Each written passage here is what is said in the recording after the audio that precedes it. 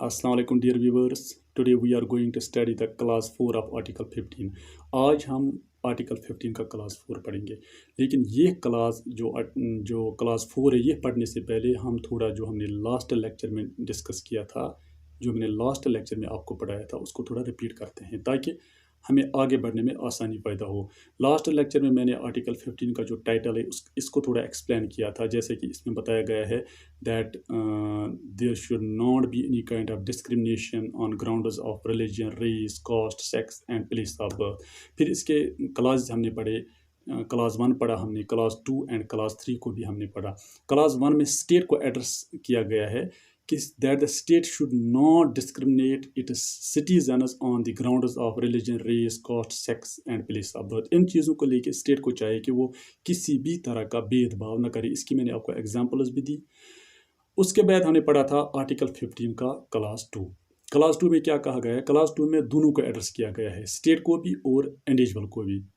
Here it says neither the individual nor the state should discriminate the citizens. तो दोनों को चाहिए कि वो सिटीजन्स को डिस्क्रिमिनेट ना करें। उसके बाद हमने आर्टिकल 15 का क्लास 3 पढ़ा था। इसमें स्टेट को राइट दिया गया है that the state should make laws or we can say that the state should make special provisions or separate laws for the women and for the children.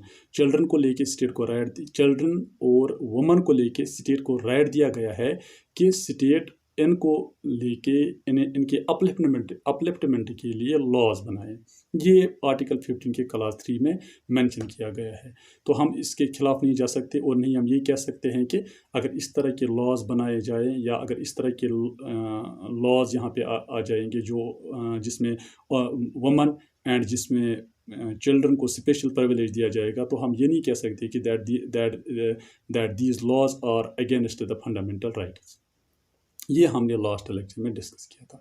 लेकिन आज जो हम पढ़ने जा रहे हैं वो है आर्टिकल 15 का clause 4। The clause 4 of article 15 has been added in the Indian constitution under the very first amendment of Indian constitution of 1951।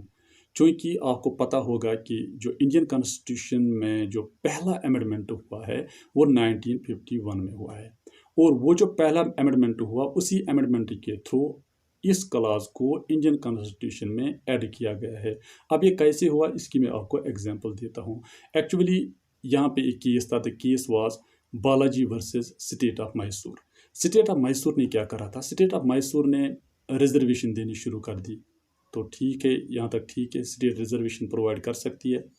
लेकिन उन्हें क्या करा था? उन्हें बैकवर्ड क्लास को रिजर्वेशन दी, और बैकवर्ड क्लास में घुस के उनमें भी जो बैकवर्ड क्लासेस है उनमें भी जो बैकवर्ड थे उनको भी रिजर्वेशन दी, शेड्यूल्ड कास्ट्स को भी रिजर्वेशन दी, शेड्यूल्ड ट्राइब्स को भी रिजर्वेशन दी।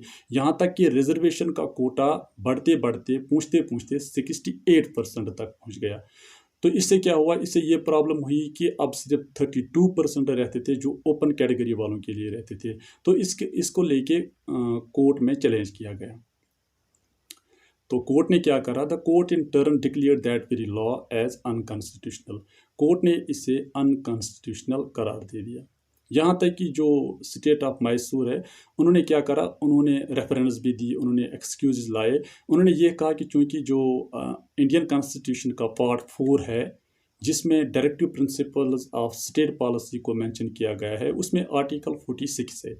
वो क्या कहता है? वो ये कहता है कि स्टेट लॉज बना सकती है for the upliftment of socially and educationally backward classes, और for the upliftment of scheduled castes and scheduled tribes and for the upliftment of other backward classes.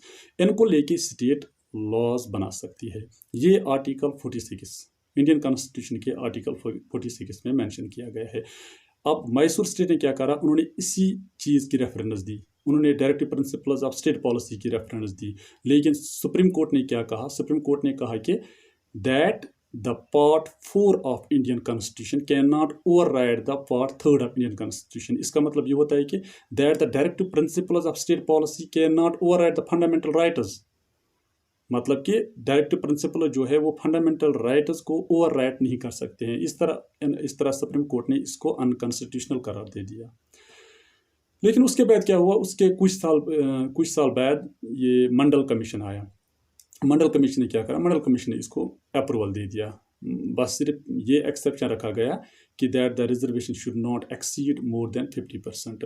Reservation 50% से ज़्यादा नहीं होना चाहिए, बाकी ये ठीक है, यानी कि बाकी स्टेट लॉज बना सकती है। मतलब कि अब हमें क्या समझ में आया इस आर्टिकल 15 के क्लास 4 से, हमें यहाँ पे ये बात समझ में आई कि that the state has the right to make laws for the upliftment of socially and educationally backward classes and for the upliftment of scheduled castes and scheduled tribes and other backward classes। State को यहाँ पे right दिया गया है कि state laws बना सकती है scheduled caste, scheduled tribe, socially and educationally जो बैकवर्ड क्लास है उनको अपलिफ्ट करने के लिए, इनको ऊपर उठाने के लिए स्टेट लॉज बना सकती है। इसको फिर अप्रूवल दे दिया गया, इसको सुप्रीम कोर्ट ने फिर कंटिन्यू रखने को कहा, लेकिन इसमें सिर्फ ये एक्सेप्शन रखा गया है कि रिजर्वेशन ज़्यादा नहीं होनी चाहिए। जिस तरह के अभी जो मैंने आपको बताया, जो यहाँ पे केस था, the case was Balaji versus state of Mysore, इसमें क्या करा था, इन्होंने 68% रिजर्वेशन दी थी। तो ये सरासर सुप्रीम कोर्ट के नज़दीक गलत था, इसलिए इसको रद्द कर दिया गया और कहा गया कि आप ज़्यादा से ज़्यादा अगर आप रिजर्वेशन देंगे, ज़्यादा से ज़्यादा, तो 50% होना चाहिए। तो ये इस आर्टिकल 15 के क्लास 4 में डिस्कस किया गया है। अब हम आर्टिकल 15 का क्लास 5 पढ़ेंगे। यहाँ तक आपको ये समझ में आया होगा। इसमें हाँ, इसमें और एक बात है, अब डेफिनेटली आपके दिमाग में ये सवाल उठ रहा होगा कि ये कैसे पता चलेगा कि बैकवर्ड क्लास कौन सा है, फॉरवर्ड क्लास कौन सा है, या जो बैकवर्ड एरिया है, बैकवर्ड एरिया जो उसको हम किस तरह आइडेंटिफाई करेंगे। तो इसके लिए अंडर आर्टिकल 340 आर्टिकल के तहत प्रेसिडेंट को ये अथॉरिटी दी गई है, जो प्रेसिडेंट ऑफ इंडिया है उसको अथॉरिटी दी गई है, उसको ये पावर है कि वो एक कमीशन अपॉइंट कर सकता है। और वो जो कमीशन होगा वो क्या करेगा, वो ग्राउंड लेवल पे आके सर्वे करेगा और ये तय करेगा कि कौन सा इलाका बैकवर्ड है और कौन सा इलाका फॉरवर्ड है। तो इस तरह जो ये कमीशन होगा वो फिर अपना रिपोर्ट सबमिट करेगा। लेकिन आप बिल्कुल भी घबराइए मत, वो जो रिपोर्ट सबमिट होगा उस कमीशन की तरफ से, आप उसको भी चैलेंज कर सकते हैं। अगर आपको लगे कि इसमें डिस्क्रिमिनेशन हो रहा है, ये फंडामेंटल राइट्स को वायलेट करता है, then you people have the right to move towards the supreme court and the supreme court in turn will declare that very report as unconstitutional. उसको फिर इम्प्लीमेंट नहीं किया जाएगा। ये इसमें सुविधाएं हैं जो आर्टिकल 15 का क्लास 4 है। अब जो हम पढ़ने जा रहे हैं वो है आर्टिकल 15 का क्लास 5। जो आर्टिकल 15 का क्लास 5 है, ये आप मान लीजिए ये एंटायरली डिफरेंट नहीं है आर्टिकल 15 के क्लास 4 से, मतलब कि इनमें ज़्यादा फ़र्क नहीं है। क्योंकि आपको पता है आर्टिकल 15 के क्लास 4 में क्या कहा गया है। अब देखते हैं आर्टिकल 15 का जो क्लास 5 है, इसमें ज़्यादा इनमें डिफरेंस नहीं है। इसमें इतना कहा गया है कि जो ये बैकवर्ड क्लासेस हैं, जो ये बैकवर्ड एरिया के लोग हैं, इनको हम किस तरह अपलिफ्ट करें, इनको हम किस तरह ऊपर उठाएं। अगर आर्टिकल 15 के क्लास 4 में ये सवाल किया गया है कि स्टेट लॉज बना सकते हैं इनको ऊपर उठाने के लिए, लेकिन ये सवाल रह चुका था कि अब इनको किस तरह हम ऊपर उठाएंगे। तो आर्टिकल 15 के क्लास 5, आर्टिकल 15 का जो क्लास 5 है, इसमें यही मेंशन किया गया है। सबसे पहले देखते हैं कि ये आर्टिकल 15 का क्लास 5 कब आया। जब फर्स्ट अमेंडमेंट के थ्रू आया, तो देखते हैं आर्टिकल 15 का क्लास 5 कब आया। आर्टिकल 15 का जो क्लास 5 है, it has recently been added in the Indian constitution under the 93rd amendment act of 2006। 2006 में इसको लाया गया 93rd अमेंडमेंट के तहत। ये जो आर्टिकल 15 का क्लास 5 है, तो इसमें क्या कहा गया है, इसमें ये कहा गया है कि अगर हमें ये जो सोशली एंड एजुकेशनली जो बैकवर्ड क्लास है या जो अदर बैकवर्ड क्लास है, इनको अगर हमें अपलिफ्ट करना हो तो हम किस तरह करेंगे। तो फिर ये डिसाइड किया गया है कि इन्हें आप रिजर्वेशन दीजिए, रिजर्वेशन ऑफ सीट्स इनको प्रोवाइड कीजिए एजुकेशनल इंस्टीट्यूट्स में, चाहे वो गवर्नमेंट एजुकेशनल इंस्टीट्यूट्स हो या वो प्राइवेट एजुकेशनल इंस्टीट्यूट्स हो। In both the types of educational institutes they should be given the reservation of seats. इनको रिजर्वेशन ऑफ सीट्स मिलनी चाहिए दोनों तरह के इंस्टीट्यूट्स में। तो रिजर्वेशन जो तय की गई, दैट वाज डिसाइडेड 27%, मतलब कि इनको 27% रिजर्वेशन मिलनी चाहिए। अब इसको अप्रैल 2008 में चैलेंज किया गया, लेकिन कोर्ट ने क्या करा, कोर्ट ने इसको अपहेल्ड किया, मतलब कि कंटिन्यू रखा। लेकिन सिर्फ इतना कोर्ट ने कहा कि इसमें एक्सेप्शन रखा गया है कि जो क्रेमी लेयर है, क्रेमी लेयर को आप एक्सक्लूड कर दीजिए।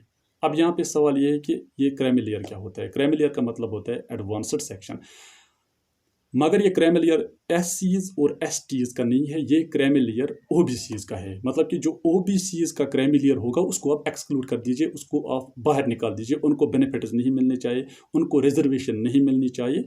तो जो बाकी बचते हैं क्रेमी लेयर के नीचे जो होंगे उनको ये रिजर्वेशन मिलनी चाहिए। अब ये क्रेमी लेयर क्या होता है, इसकी मैं आपको एग्जाम्पल देता हूँ। मतलब मान लीजिए आप किसी बैकवर्ड एरिया से बिलोंग करते हैं, अब आपके पास सर्टिफिकेट है, आप बैकवर्ड एरिया के हैं, आपको रिजर्वेशन मिलेगी। लेकिन क्या होता है कि आप UPSC का एग्ज़ाम पास करते हैं, आप IAS ऑफिसर या IPS ऑफिसर बन जाते हैं, या इसी तरह आप पार्लियामेंट या असेंबली मेंबर बन जाते हैं, तो आप जो हैं आप उस बैकवर्ड एरिया के क्रेमी लेयर कहलाएंगे, या आप उस बैकवर्ड एरिया के एडवांस्ड सेक्शन में फॉल होंगे। फिर आपको फिर ये बेनिफिट नहीं मिलेगा और नहीं आपके बच्चों को ये बेनिफिट मिलेगा। तो इसको कहते हैं क्रेमी लेयर। सुप्रीम कोर्ट ने इतना कहा कि इसको आप कंटिन्यू रखिए जिस तरह ये है, लेकिन जो इसमें क्रेमी लेयर है उसको आप एक्सक्लूड कर दीजिए। जो OBC में क्रेमी लेयर है, ये आप याद रखिए, SCs और STs का नहीं, बल्कि जो OBCs में क्रेमी लेयर है उसको आप एक्सक्लूड कर दीजिए। तो अब आपके जहन में ये सवाल डेफिनेटली होगा, जो तीना ताबी जो थी, जो IAS टॉपर है, उसको रिजर्वेशन दे दी गई, उनको इसलिए रिजर्वेशन दे दी गई क्योंकि वो OBCs में फॉल नहीं करती है, हालांकि both of her parents are IAS officers. तो ये थी डिस्कशन आज क्लास 4 आर्टिकल 15 का जो क्लास 4 है और क्लास 5 के बारे में। तो अब हम आगे पढ़ेंगे आर्टिकल 16, 17, 18। आप टच में रहिए और अगर आपको कोई भी डाउट हो तो आप बता सकते हैं। तो आज के लिए इतना ही, थैंक्स।